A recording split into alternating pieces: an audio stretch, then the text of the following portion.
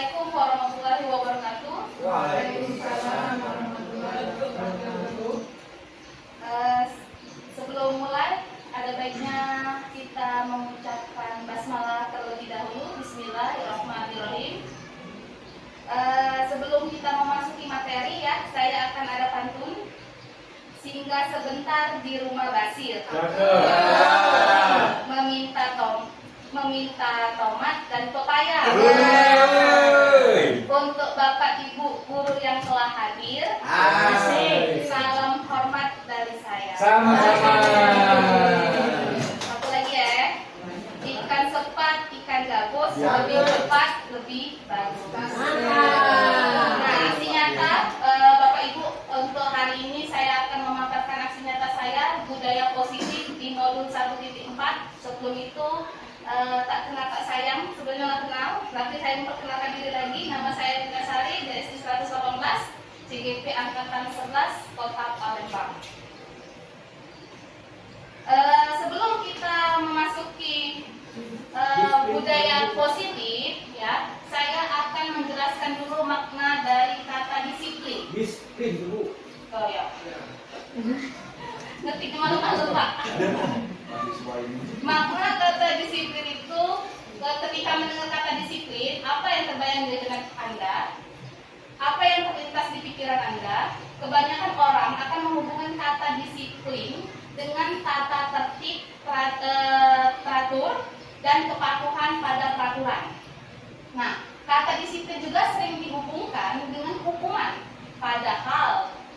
Padahal itu sungguh berbeda, karena pelajaran tentang disiplin positif tidak harus dengan memberikan hukuman. Justru itu adalah salah satu alternatif terakhir dan bila perlu tidak digunakan sama sekali. Dalam budaya kita, makna kata disiplin dimaknai menjadi sesuatu yang dilakukan seseorang pada orang lain untuk mendapatkan kepatuhan. Kita cenderung menghubungkan kata disiplin dengan ketidaknyamanan. Ya, lanjut. Nah, ini 3 motivasi perilaku manusia.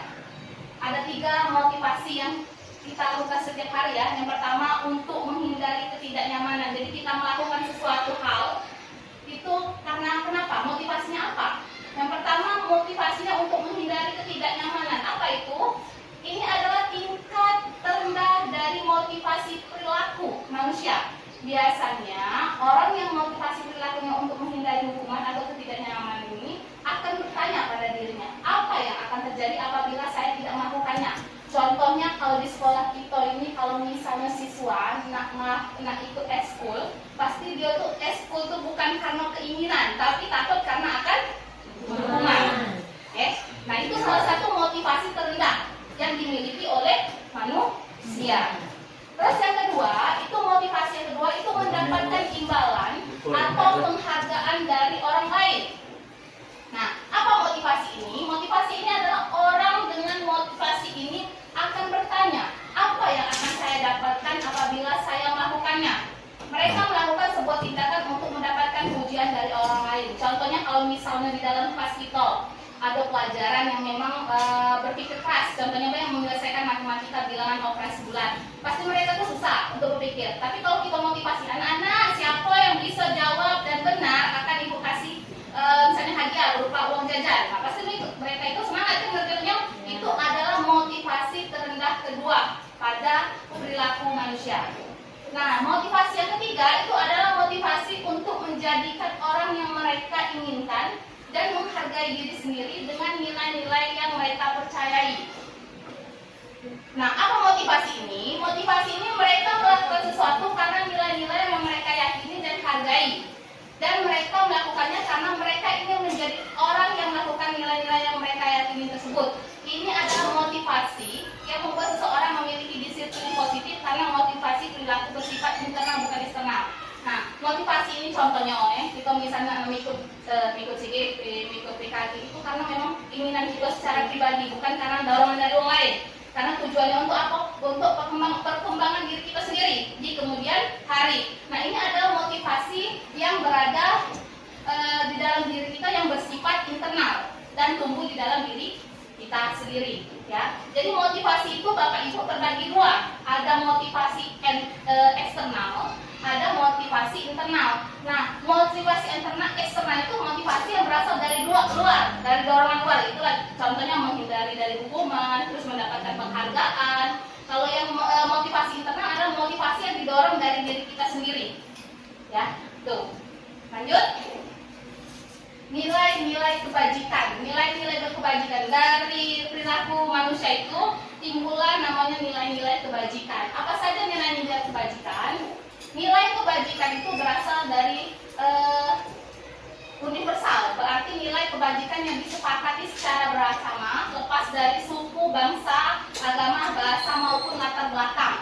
Nilai-nilai merupakan paling besar dan sikap dan perilaku kita, atau nilai-nilai merupakan fondasi kita berperilaku. Nah, nilai kebajikan ini adalah sifat positif manusia yang merupakan tujuan mulia yang ingin dicapai setiap individu. Ya. Nah, salah satu adalah nilai kebajikan yang dicapai oleh setiap anak Indonesia itu yang dikenal dengan profil pelajar Pancasila. Nah, nilai-nilai kebajikan itu berasal dari namanya profil pelajar Pancasila. Kalau Kumer ini sekarang lagi diangkat-angkatnya nih, masalah profil pelajar Pancasila. Ya. Nah, karena di kurikulum Merdeka itu aspeknya, ya, fondasinya di profil pelajar Pancasila. Nah, adapun profil pelajar Pancasila itu ada 6. Ya, yang pertama beriman, bertakwa kepada Tuhan Yang Maha Esa serta berakhlak mulia, kemudian mandiri, bernalar kritis, berbinekaan global, gotong royong dan kreatif. Ya, itu nilai-nilai kebajikan. Selanjutnya, hukuman, konsekuensi dan restitusi. Sekarang Bapak Ibu, saya bertanya kepada Bapak Ibu. Di sekolah ini, terutama di kelas kita, apa yang kalian gunakan? Hukuman, konsekuensi, atau restitusi? Konsekuensi. Apa hukuman, apa konsekuensi, apa restitusi?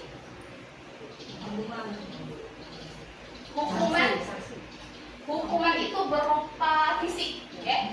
Fisik. Hukuman itu berupa fisik. Konsekuensi itu berupa sanksi.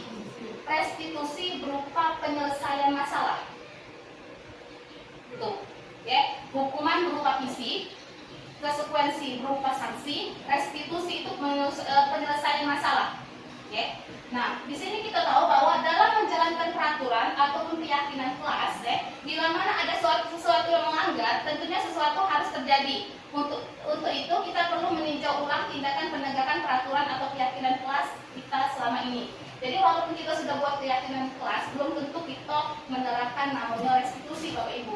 Ya.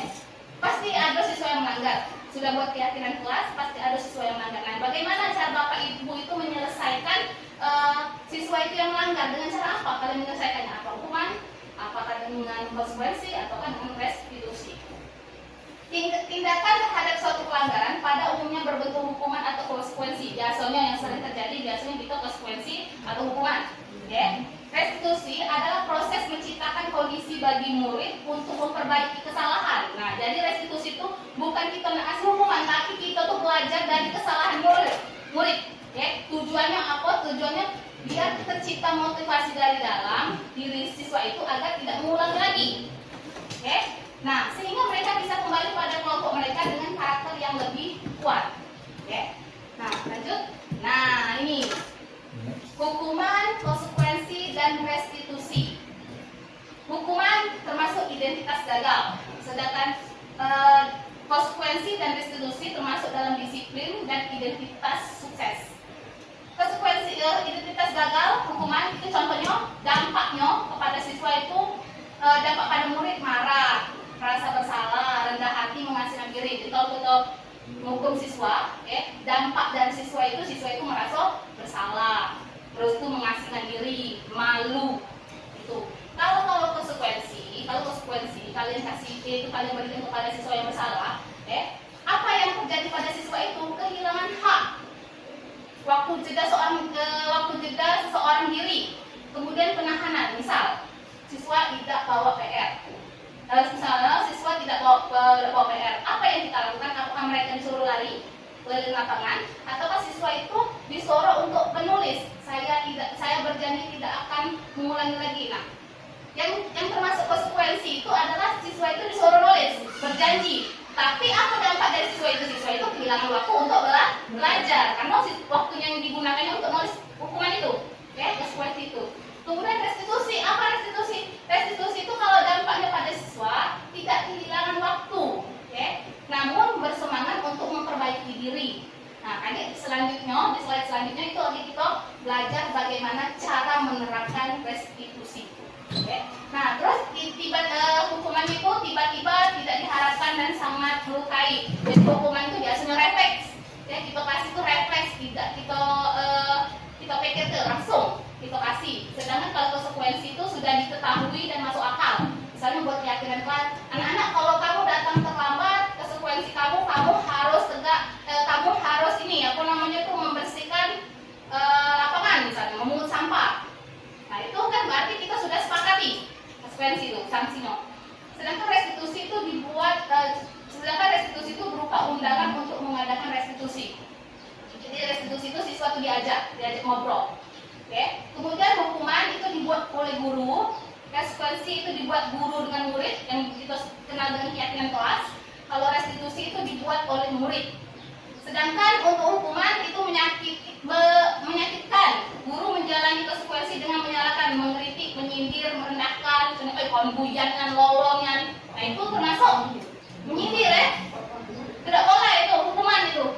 Mengecap gitu. Nah, sedangkan konsekuensi itu membantu guru menyatakan peraturan, melakukan peringatan dan menerapkan konsekuensi. Jadi konsekuensi itu misalnya mereka salah, nah, oke, dari kesalahan ini, tahu kan konsekuensinya apa? Tahu harus bersih ke lapangan. Tuh, itu konsekuensi. Sedangkan kalau restitusi menguatkan, guru menyebutkan keyakinan kelas, memimpin kerangka acuan berpikir restitusi murid. Jadi untuk dicari penyelesaiannya. Jadi siswa itu diajak untuk menyelesaikan masalah. Tuh. Lanjut. Nah, di sini ada hukuman dan konsekuensi. Kita diajak untuk masih yang mana sih yang termasuk hukuman, yang mana sih yang termasuk konsekuensi dari tindakan guru ini. Oke? Tadi saya sudah kasih tahu bahwa hukuman itu adalah berupa fisik. Sedangkan konsekuensi itu berupa sanksi. Oke? Nah, sekarang kita coba sama-sama. Nomor 1, mencatat 100 kali di dalam buku kalimat saya tidak akan terlambat lagi. Konsekuensi. Lari mengelilingi lapangan basket. Membersihkan coretan yang dibuatnya di meja tulis. Konsekuensi. Murid diminta untuk push up. Menggantikan kertas tugas teman yang telah dicoret-coret. Berjemur di lapangan basket pukul 12 siang. Murid diminta bertelanjang kaki sepanjang hari karena tidak menggunakan sepatu warna hitam.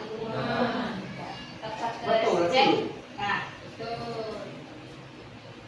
ya, Bapak Ibu, jadi ini sampai sini tahu kan antara perbedaan konsekuensi sama hukuman. Hukuman itu menyakitkan, kalau konsekuensi itu tidak, tetapi berupa sanksi. Ya. Lanjut, Bapak Ibu ada yang ditanya? Tidak ada. Hanya Bu. Yo. Yang pertama tadi Bu, yang masalah eskul dengan disiplin dan hukuman. Eskul itu kan itu kegiatan yang dilaksanakan di luar kegiatan dan intrakurikuler. Seandainya di sekolah itu di satu sekolah menerapkan anak yang tidak eskul dihukum atau diberikan sanksi, itu termasuk hukuman atau Hukuman, Pak. Kenapa dimasukkan di hukuman? Sedangkan itu kegiatan dilaksanakan di luar kegiatan yang intrakurikuler. Ya, ini Pak ya. Kan namanya hukuman itu kan tadi kita kan memberi hukuman itu kan berupa fisik ya. Jadi kalau siswa ke eskul itu ibaratnya tuh mereka tuh ke eskul itu cuma sekedar takut dari menghindari hukuman. Hanya Menghindari. Tetapi sekolah kadang-kadang kenyataannya mereka itu kadang-kadang antara kaitan antara hukuman dan konsekuensi nggak jelas Bu. Yo, antara ya mereka Karena kan kadang dari hukuman, tapi nyatanya anak di situ kita membersihkan sampah dan segala macam. Artinya kita ada kejelasan di mana konsekuensi dengan hukuman anak-anak yang takut atau yang tidak mengikuti kegiatan eskul. Seharusnya kan kita tegaskan eskul kamu nggak ikut, konsekuensinya kamunya ikut sampah. ikut sampah. Jangan sampai kita mengikuti fisik. Iya, Kan? benar. Terima kasih. Nanti Pak. Nah, ya Bu, boleh. Oh ya, silakan.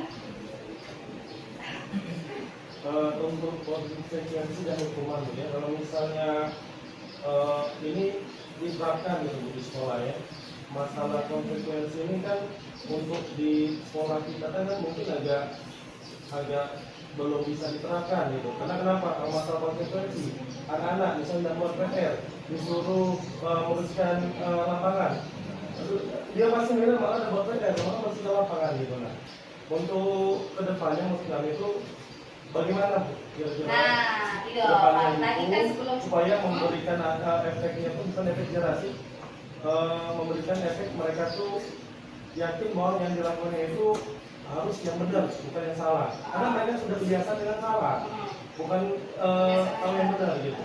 Nah, ini ya Pak, yang tadi saya bahas di slide pertama tadi itu harus kita sebagai guru tuh harus menimbulkan motivasi internal, jangan eksternal.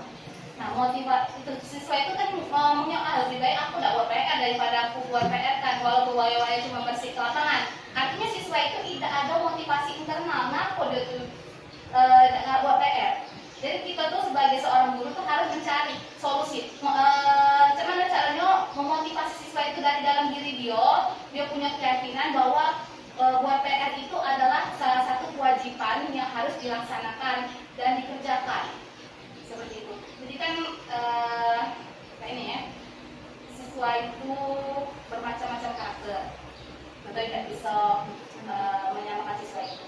Jadi solusinya menurut saya kita harus menumbuhkan motivasi internal dari dalam diri siswa agar mereka sadar bahwa yang mereka lakukan itu salah, memilih untuk lebih baik aku dihukum. Artinya dia lebih baik dihukum daripada bertanggung jawab atas tugasnya. Tapi kalau untuk guru kira-kira penting nggak Bu, untuk mereka paham dulu masalah konsekuensi hukuman dan resiko? Oh, sangat perlu, sangat harus. Karena harus. ibaratnya pilot project itu kan bisa memberikan wawasan pada guru-guru yang lain. Ini tuh konsekuensi, ini hukuman itu untuk resiko itu bagaimana gitu. Jadi kan kita intinya kan pasti mau ke paling ujung kan, restitusi kan. Itu kan yang paling baik untuk pembelajaran nanti. Sebenarnya nih Pak ya, harusnya sebenarnya hukuman, konsekuensi dan restitusi ini bukan sekedar untuk siswa, tetapi juga untuk internal guru ya. Karena ngapung kita sebagai sekolah ini kan suatu organisasi besar yang harus tahu dulu yang namanya hukuman, konsekuensi, sama restitusi. Seperti itu. Ada lagi? Nah, ini keyakinan kelas. Keyakinan kelas. Mengapa harus keyakinan? Mengapa tidak peraturan saja? Tuh pertanyaannya. Lanjut. Mengapa kita harus mengapa kita memiliki peraturan tentang menggunakan helm pada saat mengendarai kendaraan motor? Kita punya peraturan harus mengendarai helm pada saat mengendarai motor. Kenapa? Nah, ada nilai kebajikan dari peraturan itu. Apa nilai kebajikannya? Keselamatan. Jadi mengapa harus keyakinan, tidak peraturan? Karena di setiap peraturan itu memiliki nilai-nilai kebajikan, ya, yang bisa diubah dalam bentuk kalimat positif. Ya, oke. Lanjut. Nah, di sini nilai kebajikannya itu nilai-nilai keselamatan atau kesehatan, nilai yang nilai yang kita sebut dengan keyakinan. Terus nilai-nilai kebajikan universal yang disepakati secara tersurat, lepas dari latar belakang suku, negara, bahasa maupun agama. Jadi di peraturan, mengapa kita memiliki peraturan tentang menggunakan helm pada saat mengendarai kendaraan motor? Karena di dalam peraturan itu terdapat namanya nilai-nilai keyakinan, yaitu keselamatan, nilai keselamatan. Lanjut. Nah, bagaimana cara untuk membentuk keyakinan kelas? Nah, tahapannya itu meyakinkan kelas bersifat lebih abstrak daripada peraturan yang lebih rinci dan konkret. Jadi peraturan itu lebih ke sifat ini memaksa. memaksa. Kemudian keyakinan kelas berupa pernyataan universal. Yang ketiga, pernyataan keyakinan kelas senantiasa dibuat dalam bentuk positif. Kemudian yang keempat, keyakinan kelas hendaknya tidak terlalu banyak sehingga mudah diingat dan dipahami. Jadi maksimal 10 lah untuk keyakinan kelas itu ya, biar mudah diingat oleh siswa. Kemudian keyakinan kelas sebaiknya sesuatu yang dapat diterapkan di lingkungan tersebut. Kemudian selanjutnya semua warga kelas hendaknya ikut berkontribusi dalam pembuatan keyakinan kelas lewat kegiatan curah pendapat. Oke. Dan yang terakhir, bersifat meninjau kembali keyakinan kelas dari waktu ke waktu. Lanjut. Nah, di sini, oke. Kan tadi aku sudah ngomong, kita pakai helm, nilai kebajikannya demi keselamatan. Nah, sekarang ada beberapa peraturan. Kita lihat apa saja nilai-nilai kebajikan yang terdapat di dalam peraturan tersebut. Oke. Yang pertama, kembalikan barang ke tempatnya. Nilai kebajikan apa itu?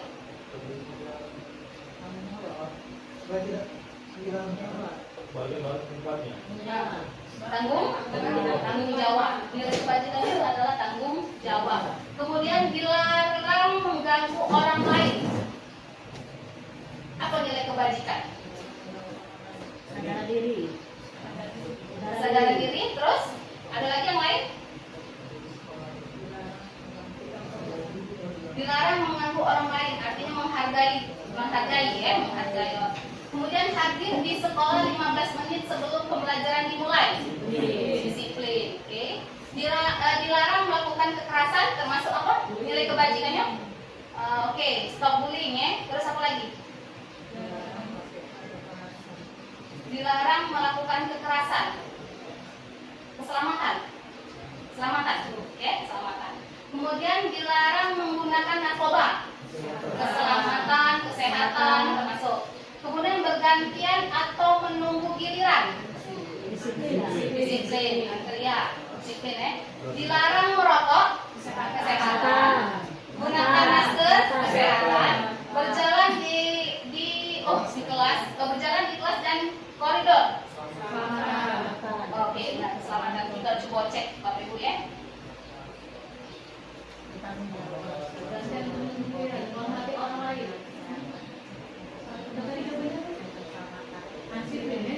Sebenarnya tidak harus patokan nilai ini Bu Bapak Ibu ya. Yang jelas kalimat itu adalah kalimat yang positif ya, termasuk. Nanti Bapak Ibu ya. Oke, lanjut. Kita lanjut lagi. Nah, sekarang 5 kebutuhan dasar manusia. Bapak Ibu perlu tahu ya, murid itu ngapa dia nakal? Karena dia memenuhi 5 kebutuhan dasar manusia ini. Pertama, bertahan hidup. Kedua, kasih sayang dan rasa diterima. Kebebasan, kesenangan, sama penguasaan. Ya, jadi murid itu bertingkah aneh-aneh di dalam kelas itu dia tuh cuma memenuhi 5 kebutuhan dasar manusia ini. Oke, lanjut. Nah, apa kebutuhan bertahan hidup? Kebutuhan bertahan hidup itu adalah kebutuhan yang bersifat fisiologis untuk bertahan hidup, misalnya kesehatan, rumah, makan. Kebutuhan biologis sebagian dari proses reproduksi termasuk kebutuhan untuk tetap bertahan hidup. Sedangkan yang kedua, kebutuhan kasih sayang dan rasa diterima. Kebutuhan ini dan 3 kebutuhan berikutnya adalah kebutuhan psikolog.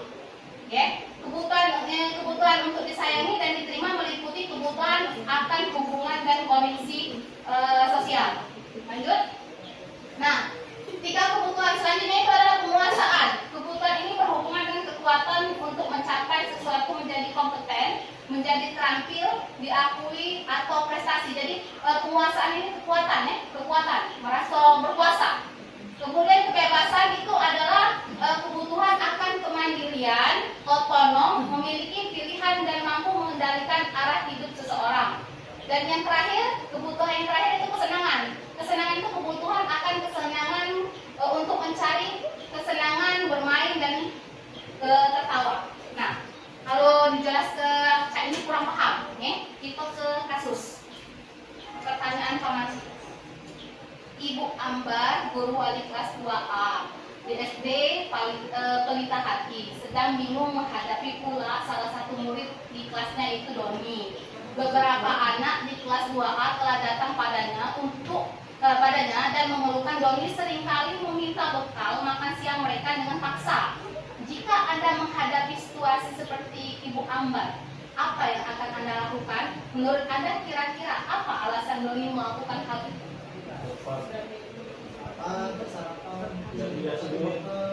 Yang pertama, dia tidak bawa bekal, artinya dia kebutuhan bertahan hidup. Ya. Doni minta bekal dengan kawannya karena dia tidak bawa bekal dari rumah.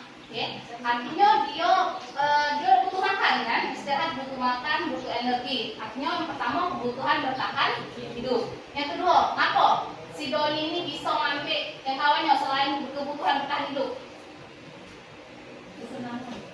Kesenangan, oke, kesenangan. Kalau ngambil punya orang merasa Ya, senangnya karena lihat ekspresi kawannya yang kesel, jadi dia merasa senang. Berarti kebutuhan kesenangan. Terus kebutuhan apa lagi? Penguasa, ya. Jadi kalau misalnya dia merebut yang kawannya, dia yang merasa berkuasa. Aku hebat, aku sudah ngambil yang kawan aku. Itu kebutuhan penguasaan. Terus ada kebutuhan apa lagi? Nah, kasih sayang, perhatian. Pertama dari orang tua yang tidak perhatian kepada dia menyiapkan bekal, kemudian juga perhatian dari kawan-kawannya. Terus ada lagi, satu lagi kebutuhannya itu adalah kebebasan. Kebebasan. Mungkin Doni ini malas makan yang dibawa yang disiapkan oleh orang tuanya. Nah, ini terus jadi itulah makanya dia tidak bawa bekal dari orang tuanya, makanya dia minta bekal dari kawan-kawannya. Untuk sampai sini tentang 5 kebutuhan dasar manusia, Bapak Ibu sudah paham? Jadi Bapak Ibu, faktor anak melakukan sesuatu di dalam kelas itu ada faktornya. Jadi jangan kita mengecap siswa itu, kamu tidak bisa kalau bisa ini dia itu ada alasan di balik itu. Ya.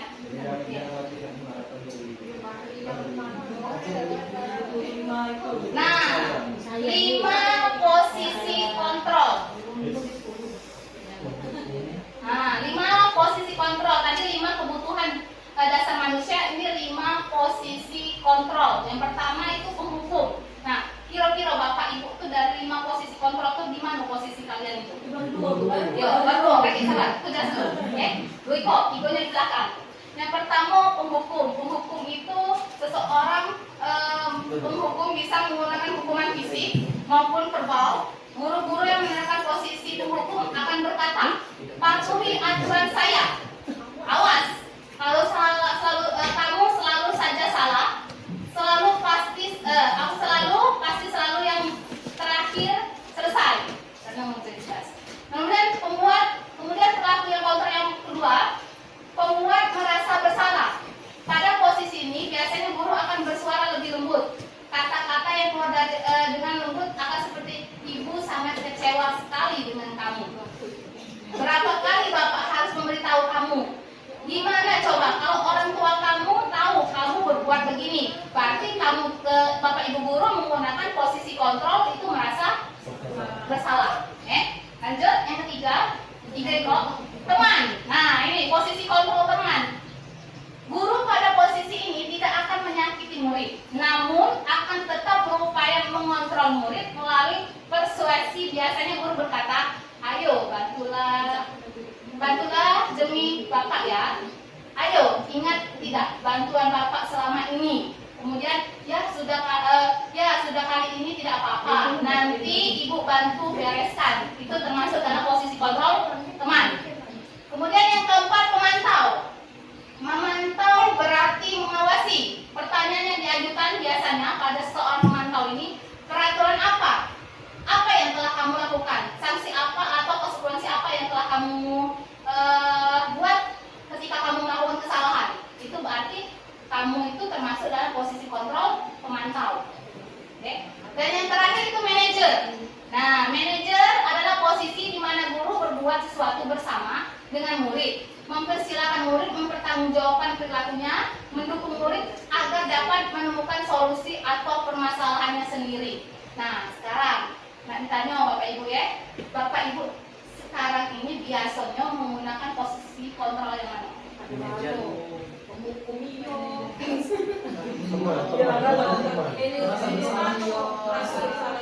Ya, berarti situasi. tergantung situasi ya, teman atau manajer. Harian kalau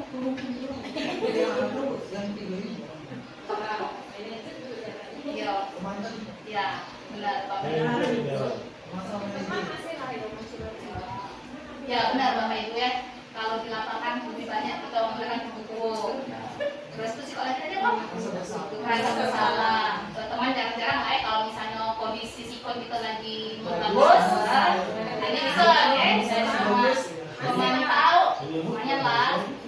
Nah kalau manajer, nah. Tapi dari posisi kontrol ini yang paling bagus, yang paling diarahkan itu adalah sebagai manajer, bukan menghukum, bukan membuat merasa bersalah, tapi mencari tahu dulu apa masalahnya, menyelesaikannya dengan cara restitusi.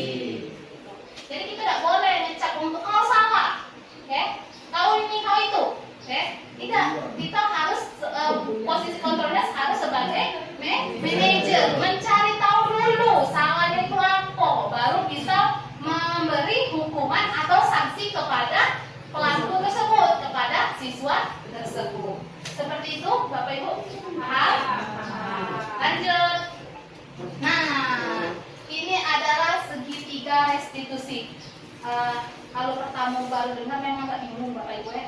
Sebenarnya kemarin baca itu berulang-ulang sampai benar-benar paham tentang segitiga restitusi. Segitiga restitusi ini yang pertama itu menstabilitas identitas, yang kedua memvalidasi tindakan yang salah, dan yang ketiga menanyakan keyakinan. Ya. Nah, sebelum ada yang nanya ini, pasti ada yang nanya, bisa nggak segitiga restitusi ini dilakukan cuma 2? Nah, bukan segitiga, berarti dia bukan dikatakan segitiga restitusi, karena segitiga itu dia terdiri dari 3 sisi. Ya, jadi kalau cuma menstabilitas identitas sama menanyakan keyakinan, dia bukan termasuk dalam segitiga restitusi. Jadi segitiga restitusi itu harus melalui 3 tahapan. Menstabilitas identitas itu setiap orang pasti pernah melakukan kesalahan. Jadi kalau ada siswa yang salah, kita tanya dulu, ngapa nak salah? Ngapa kalian baca itu? Pasti kamu pernah juga, ibu juga pernah merasakan seperti kalian. Betul. Kemudian kamu bukan satu-satunya yang pernah melakukan itu. Jadi kita menstabilitas kondisi dulu. Kemudian memvalidasi tindakan yang salah. Nah, memvalidasi, adakah cara yang lebih efektif untuk mendapatkan apa yang kamu butuhkan? Kedua, kamu tentu punya alasan mengapa kamu melakukan itu. Jadi kita tuh memvalidasi, kenapa dia untuk melakukan itu. Pertama kita menstabilitas identitas, menstabilkan kondisinya dulu, terus baru menanyakan alasan kenapa dia melakukan seperti itu, dan yang terakhir menanyakan keyakinan kelas apa yang sudah disepakati, kemudian kamu ingin menjadi orang seperti apa, terus itu apa yang sudah kamu melanggar, dan apa konsekuensinya yang telah setelah kamu melanggar tersebut, apa penyelesaiannya, gitu. Itu namanya segitiga restitusi. Lanjut. Nah, ini contoh penerapan segitiga restitusi di kelas 6B. Jangan ketawa ini nggak video apa? Ada ini. Nih, silakan disimak. Selamat pagi Bapak Ibu guru hebat. Perkenalkan, saya Rita Sari. Saya dari SD Negeri 118 Palembang dan calon guru penggerak 14 Kota Palembang. Saya ingin mengucapkan terima kasih kepada Ibu Yuwantari dari SPDGR selaku Fasilitator Pendidikan Aktivitas dan Ibu Veralia Eka Putri SPDGR NPD selaku PP JKP Angkatan 11. Pada kesempatan ini saya akan membawakan demonstrasi kurikuler penerapan segitiga restitusi pada budaya positif. Segitiga restitusi adalah proses menciptakan kondisi bagi murid untuk memperbaiki kesalahan mereka sehingga mereka bisa kembali pada kelompok mereka dengan karakter yang lebih kuat menurut dosen tahun 2004. Ada 3 tahapan pada segitiga restitusi. Yang pertama menstabilitas identitas, yang kedua validasi tindakan, dan yang ketiga menanyakan keyakinan. menstabilitas identitas, mengubah identitas anak dari orang yang gagal karena melakukan kesalahan menjadi orang yang sukses. Kemudian berdasarkan prinsip membuat kesalahan adalah proses dari pembelajaran. Yang kedua, validasi tindakan. Setiap tindakan yang dilakukan dengan suatu tujuan, yaitu memenuhi kebutuhan dasar. Mengubah pandangannya dari teori stimulus respon ke cara berpikir proaktif yang mengenali tujuan dari setiap tindakan. Dan yang ketiga, menanyakan keyakinan. Murid akan diberi pertanyaan yang memunculkan motivasi internal dan mampu melahirkan keyakinan dengan tindakan yang salah. Berikut contoh kasus pada beberapa segitiga restitusi.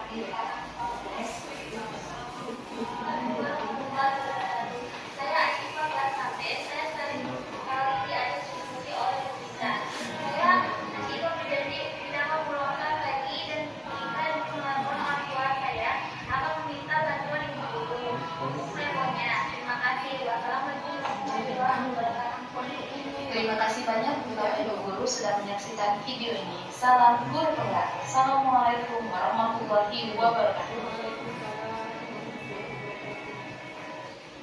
Nah, itu merupakan salah satu contoh penerapan segitiga restitusi Bapak Ibu ya. Nah, sekarang segitiga restitusi. Restitusi itu cara menanamkan disiplin positif pada murid. Ciri-ciri restitusi yang membedakan dengan program disiplin lainnya. Yang pertama, restitusi bukan untuk menebus kesalahan, namun untuk belajar dari kesalahan. Yang kedua, restitusi memperbaiki hubungan. Yang ketiga, restitusi adalah tawaran, bukan paksaan.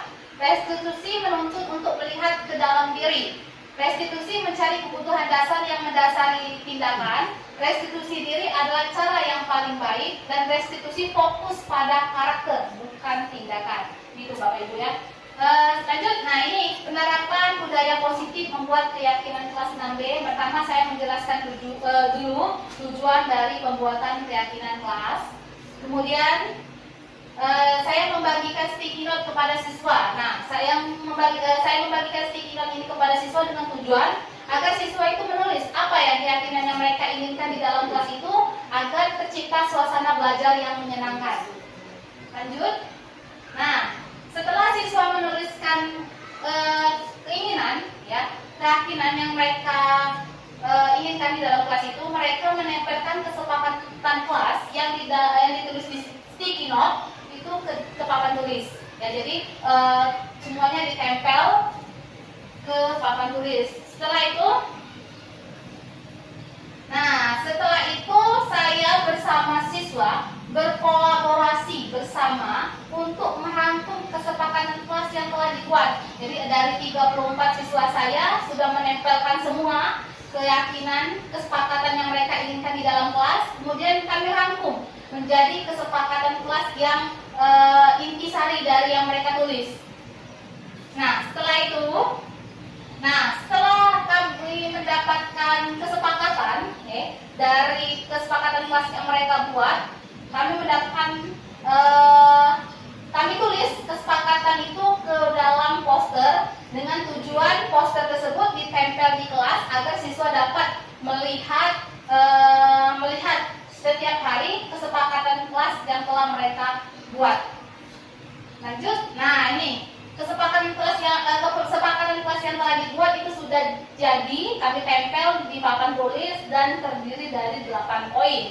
Yang pertama itu stop bullying, karena mereka banyak sekali mengeluh jangan mengatai nama orang tua, artinya nilai kebajikannya itu adalah stop bullying. Kemudian menjaga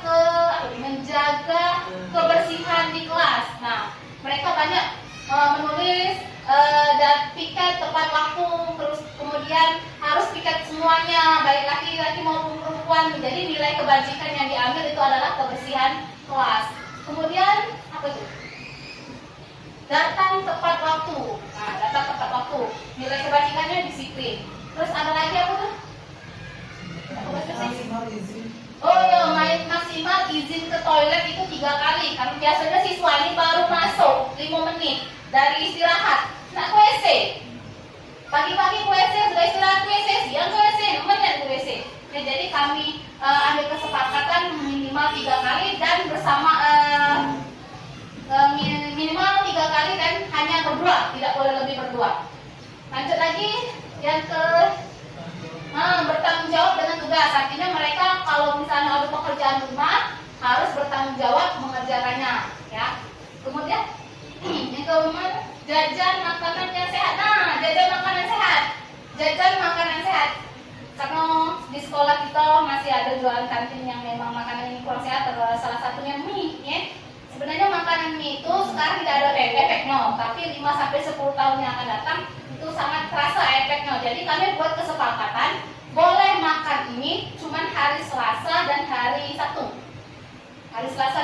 Dan selebihnya itu tidak boleh makan mie.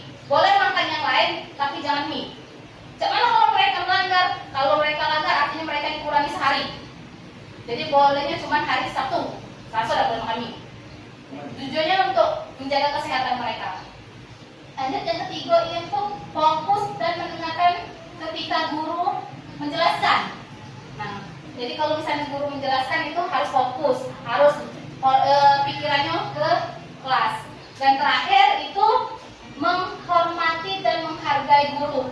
Jadi di kesepakatan itu ditanamkan jangan hanya guru kelas yang dihormati, seluruh guru yang ada di SD ini harus kalian hormati. Kalau ketemu disapa, disalam, kalau disuruh bergerak, jangan mentang-mentang bukan gurunya, ayo kalau aku ngawinnya. Nah itu jangan seperti itu. Oke, selanjutnya penutup. Dalam menerapkan budaya positif, hendaknya guru memiliki standar profesional dan sosial yang baik sehingga guru mampu merefleksikan dirinya dalam posisi kontrol yang tepat. Nah, sebelum kita terakhir, silakan Bapak Ibu ada yang ingin bertanya? Saya buka sesi tanya jawab, ya. Silakan Kak Chan. Kemudian kalau ada siswa yang tidak mengikuti kelas dapat yang konsekuensi tadi, atau memang nggak perlu dituliskan atau disesuaikan saja dengan yang dilanggar tadi. Kalau saya sendiri konsekuensinya disesuaikan dengan pelanggaran mereka. Tidak harus ditulis. Berarti konsekuensinya pun nggak Harus didiskusikan, tapi tidak ditulis secara. Ya. Silakan Pak. Nah ini yang makan mie tadi Bu ya. Mungkin lebih bijaknya anak itu disuruh bawa makanannya Bu daripada atau dibuat tepa atau apa yang membuat anak itu lebih sehat kan, makanannya dari rumah otomatis jajannya itu tidak mungkin dijamin mungkin ke depannya, karena kalau bisa dibatasi anak-anak itu tidak bisa dibatasi, kita batasi di sekolah tapi di rumah tetap bisa makan gitu. Ya, benar. Mungkin taman aja. Benar sekali Pak. Tapi kemarin sudah dibuat pasalnya kalian bawa bekal setiap hari Jumat, tapi yang banyak mayoritas itu laki-laki yang tidak bawa bekal. Kalau perempuan masih nurut kan, kalau laki-laki itu agak ribet kan. Tapi tetap mungkin untuk jadi program jadi program di kurikulum kan, intinya bahwasanya memang ada satu hari atau 2 hari yang makan berkali-kali. Ya, benar sekali. Terima kasih Pak Sony. Ada lagi silakan Bapak Ibu ya, silakan. Oke, Bu Ita, di kelas Ibu apakah sudah melaksanakan, Ibu tadi sudah melaksanakan keyakinan kelas kan? Pertanyaan saya, berapa persen keberhasilan dari keyakinan kelas yang telah Ibu laksanakan di kelas? Oke, kalau ditanya berapa persen, karena ini kan dari peraturan ke keyakinan itu belum sampai ke 100%, baru 85%. Sisanya masih menerapkan sistem yang lama hukuman. Kalau 85%. Terutama yang signifikan itu yang nate wonggo itu sama yang ini makan mie tadi. Yang lainnya masih dalam melanggar. Lagi? Dengan salah kan kita sebagai guru masih sering melakukan hukuman kepada siswa tanpa kadang kita tidak mendengar terlebih dahulu kenapa seorang siswa itu melakukan tindakan tersebut. Bagaimana menurut Bu Rita sebagai saya sebagai guru pada saya misalnya agar mengurangi tindakan tersebut menjadi guru yang tidak terlalu memberikan hukuman kepada siswa, tapi harapannya walaupun tidak diberikan hukuman siswa tersebut menyadari kesalahan yang telah dia perbuat dan tidak mengulang lagi tanpa harus kita kasih hukuman. Terima kasih. Oke, baik Bu Nova, terima kasih pertanyaannya. Langsung saya jawab. Pertama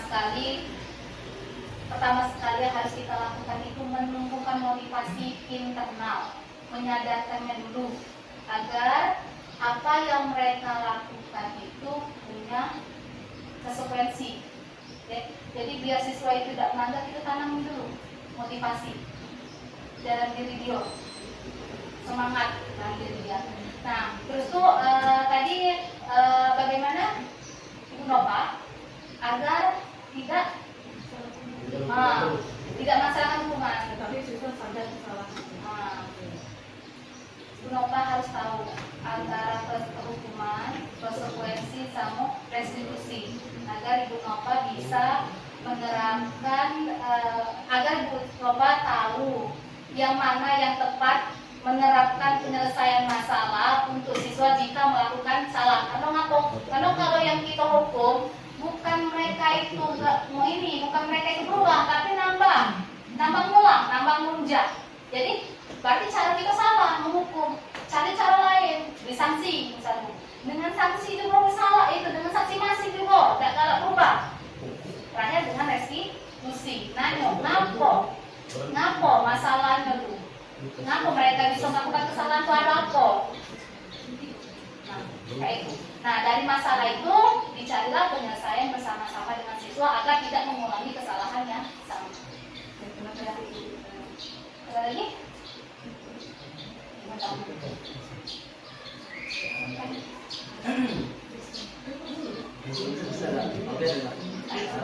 Yo, ada yang saran silakan berbalik Bapak Ibu. Kembali Bu. Oh ya, silakan. Baik. Ini kita belajar tentang hukuman versus konsekuensi versus restitusi. Jadi Bapak Ibu sangat baik ya disiplin positif di sini. Poin pertama yang kita harus petik adalah gurunya sebagai manajer. Bagaimana guru menjadi manajer? Itu kita harus tahu dulu 5 posisi kontrol kita sebagai guru. Apakah kita sebagai penghukum, atau teman, atau kita sebagai manajer, gitu ya. Untuk sehingga kalau kita tahu di mana posisi kontrol kita akan bisa merubahkan diri kita menjadi seorang manajer. Kemudian adanya keyakinan kelas dan kesepakatan kelas itulah salah satunya fungsi untuk menerapkan yang namanya segitiga restitusi dan manajerial seorang guru. Ya kan? Jika kita sudah membuat keyakinan kelas di dalam kelas kita, otomatis kita akan membuat sebuah kesepakatan, di mana kesepakatan itu nanti siswa akan tahu sendiri, oh jika saya melanggar kesepakatan ini, saya akan mengetahui bagaimana konsekuensi yang akan saya dapatkan. Itu. Kemudian yang paling penting nih Bapak Ibu, kalau Bapak Ibu tahu posisi kontrol diri Ibu sebagai manajer dan melakukan yang namanya benar-benar segitiga restitusi, otomatis pasti siswa itu akan menangis dengan apa yang sudah mereka lakukan. Hal ini sudah saya lakukan di tahun kemarin sebanyak 4 kali. 3 kali saya izin sama Pak Sony selaku wakil kurikulum. Ya Pak Sony benar ya? Anaknya sampai nangis, betul. Di jam pulang sekolah saya lakukan segitiga restitusi untuk kita sebagai posisi manajer. Itu Bu, terima kasih. Assalamualaikum warahmatullahi wabarakatuh. Ya, terima kasih Pak Rio atas 4 kalinya mengusul ya. Kita itu tidak bisa mencat siswa itu bersalah karena semua kesalahan siswa itu ada faktornya. Terutama tadi yang sudah saya bahas itu adalah dia itu memenuhi 5 kebutuhan dasar. Kebutuhan bertahan hidup, kasih sayang, penguasaan, kebebasan, dan satu lagi saya lupa tadi. 5 penguasaan itu yang dia butuhkan. Jadi semua siswa itu sama seperti filosofi Ki Hajar Dewantara, kita tidak bisa mengubah siswa ke dalam karakter yang kita inginkan, tapi kita bisa menuntun. Karena dari sejak lahir mereka itu sudah punya karakter dewek yang sudah tertanam di diri dia, tapi belum tertulis di dalam kehidupan dia. Nah, kita sebagai guru inilah yang menuntun mereka untuk membuat karakternya itu menjadi arah yang lebih baik. Itulah kenapa sekarang di tahun 2024 itu mengubur-ubur namanya Merdeka Belajar. Karena kenapa kita itu sebagai guru menuntun siswa, bukan menuntut. Beda pengertian. Kalau menuntut artinya mereka harus bisa, harus selesai, harus baca. Tapi menuntun berarti mengarahkan mereka menjadi lebih baik. Nah, ada lagi? Silakan Bapak Ibu. Kesimpulan Bu ya. Jadi di antara hukuman, restitusi dengan konsekuensi, mana yang kami selaku gurunya kita dahulukan? Ini restitusi Pak. Berarti ada restitusi, konsekuensi, baru hukuman. Ya. Tapi alangkah baiknya kalau hukuman sama konsekuensi itu tidak dilakukan, lebih baik melakukannya konsekuensi. Karena dari konsekuensi itu kita sudah dapat penyelesaian masalah Pak. Dari restitusi itu kita sudah dapat penyelesaian masalah bersama-sama yang disepakati oleh siswa Pak. Ya, kalau kita sudah melakukan beberapa kali konsekuensi, ya, anak terus berulang-ulang terus. Lalu kita mencari akar permasalahannya, kan? Nah, maksud saya itu sebaiknya yang mana yang lebih dahulu, apakah restitusi? Oh, yang lebih dahulu konsekuensi Pak. diskresi baru segitiga restitusi. Jangan hukuman itu bisik, hukuman gak baik, malah buat dia nambah beban, nambah keras kepala. Terima kasih. Yes. Ada lagi? Silakan Bapak Ibu.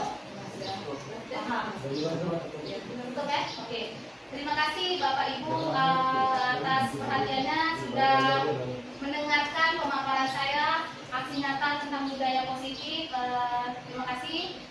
Saya juga nantinya akan banyak minta tolong sama Bapak Ibu ya terkait aksi nyata yang akan saya lakukan di modul-modul selanjutnya.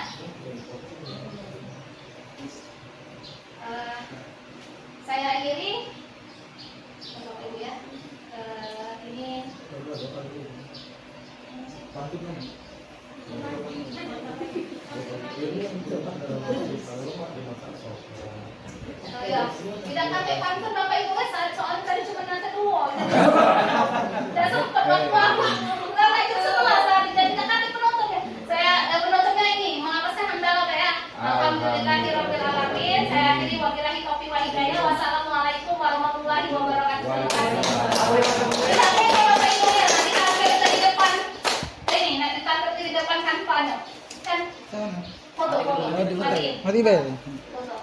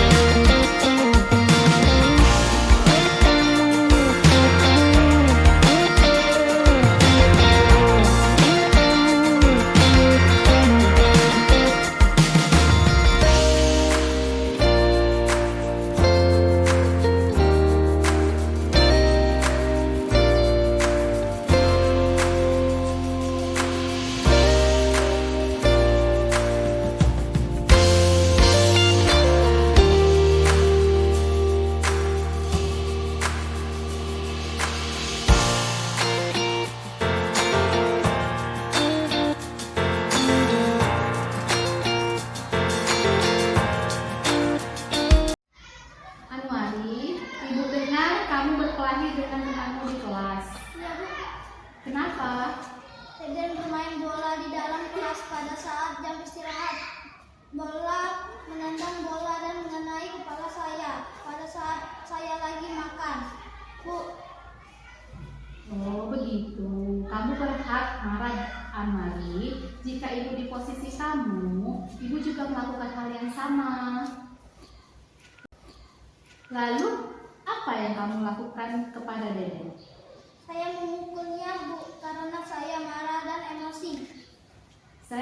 Oke, pasti kamu berbuat seperti itu ada alasan. Kenapa alasannya, Anwari? Iya, Bu, saya merasa terganggu waktu makan, saya diganggu dan kepala saya juga terasa sakit terkena bola tadi. Ibu sangat menghargai Anwari bertindak seperti itu. Jika kamu marah dan emosi, lalu apa yang kamu lakukan kepada Deden? Saya memukulnya, Bu, karena saya marah dan emosi. Oke, pasti kamu berbuat seperti itu ada alasan. Kenapa alasannya, Mari? Iya Bu, saya merasa terganggu waktu makan, saya diganggu dan kepala saya juga terasa sakit terkena bola tadi. Ibu sangat menghargai Mari bertindak seperti itu. Jika kamu marah dan emosi,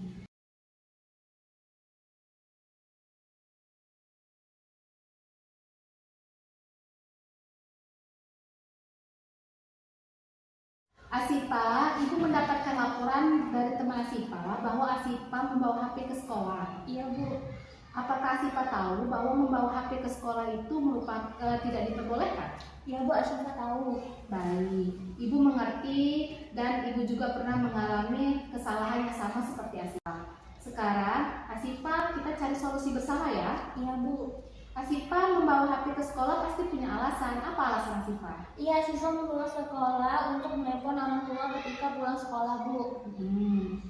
Oke. Kamu tahu keyakinan kelas yang kita sudah sepakati? Tahu Bu. Membawa HP sesuai dengan keyakinan kelas? Tidak Bu. Tidak, baik. Menurut kamu, keyakinan kelas apa yang sudah dilanggar oleh Asifa? Disiplin Bu. Disiplin. Baik, disiplin itu adalah perbuatan yang harus kita taati Asifa ya, karena membentuk pribadi yang baik. Oke. Iya Bu, Asifa meminta maaf atas perbuatan Asifa. Oke, menurut Asifa, apakah yang akan dilakukan Asifa untuk memperbaiki atau berkomunikasi dengan orang tua Asifa? Jika saya berkomunikasi dengan orang tua, Asifa akan memberitahu ibu meminta tolong untuk menelepon orang tua Asifa. Oke, sekarang Asifa sudah menemukan solusinya ya. Ibu akan berkomunikasi dengan orang tua Asifa. Jika orang tua Asifa ingin berkomunikasi dengan Asifa di sekolah, bisa menghubungi ibu secara langsung ya. Sekarang Asifa sudah memahami? Ya. Oke, terima kasih. Sekarang Asifa boleh pulang ke kelasnya.